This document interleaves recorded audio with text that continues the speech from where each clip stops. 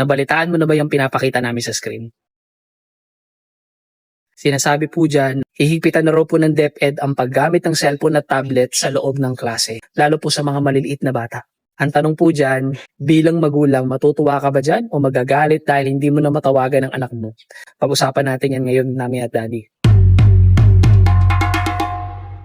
Ang video po na ito guys, sponsored nga po ng Ginenjan Kidswear, no? Aminin po natin, marami sa atin ang ginagawang yaya ang cellphone sa bahay. Pag umiyak ang anak, pag ayaw kumain ng anak, o kapag may ginagawa tayong gawaing bahay, iaabot natin ang gadget para manood sila ng YouTube o TikTok para lang tumahimik sila. Ang problema po, pagpasok sa eskwelahan, naninibago ang mga bata.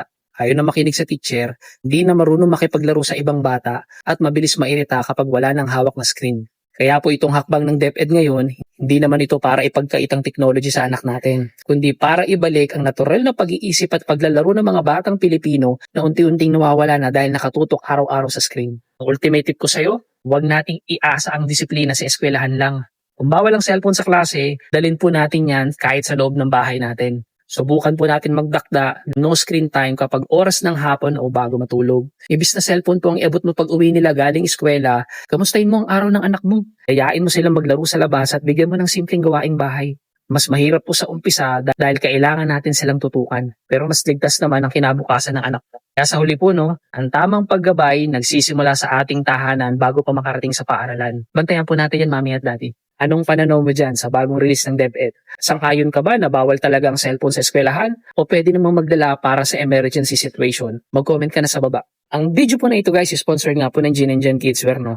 Habang sinasanay natin ang mga anak natin na maglaro sa labas ng walang cellphone, siguraduhin po natin komportable at presko ang kanilang suot. I-check na po natin yung mga items natin dyan ng mga cotton linen at cotton spandex na mga tela.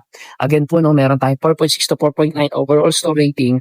Cotton linen, cotton spandex po ang mga tela natin. Marami na po nagtiwala sa atin guys. Marami po tayong repeat buyers.